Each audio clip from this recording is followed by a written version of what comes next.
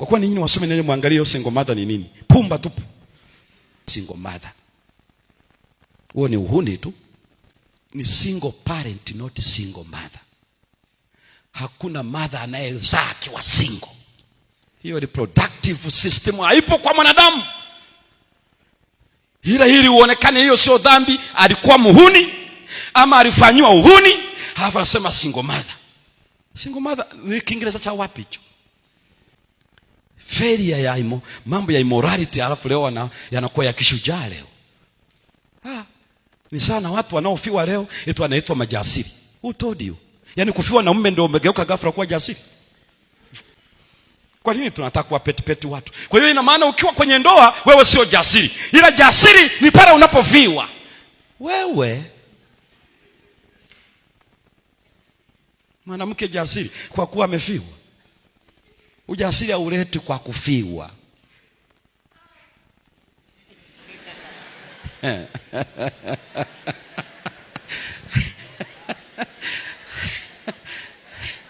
Biblia inasema tusiutupe ujasiri wenu, maana una thawabu kuu mbele zake. Hili neno sio dogo la kawaida. Haijalishi gender, haijalishi status ya mtu na nini, connection ya mtu na Mungu. Unaposikia vijana wanafanya ujasiri, sio ukifiwa ndio unakuwa jasiri. Ni kauli za kudanganya. Unampeta aonekane ni jasiri, lakini anawaka ndani. Kwa sababu anamwambia umeshafiwa, huyu ni jasiri. Tapeli tu wa kauli zinazoonekana zamani. Utapeli tu. Kwa sababu sio kila mtu anayefiwa lazima akae hivyo hivyo. Ndio inasema kama hajafikia umri mkubwa, mashauri ya Mungu aolewe.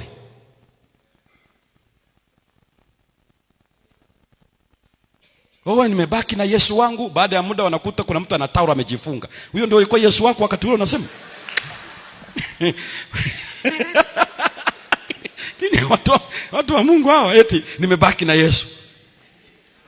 Kwa hiyo wakati ukiwa na mume ulikuwa na nani? Yaani wewe mpaka ufiwe ndio ubaki na Yesu. Ni kauli tu za kizushi. Wale walio kwenye ndoa wamebaki na nani sasa?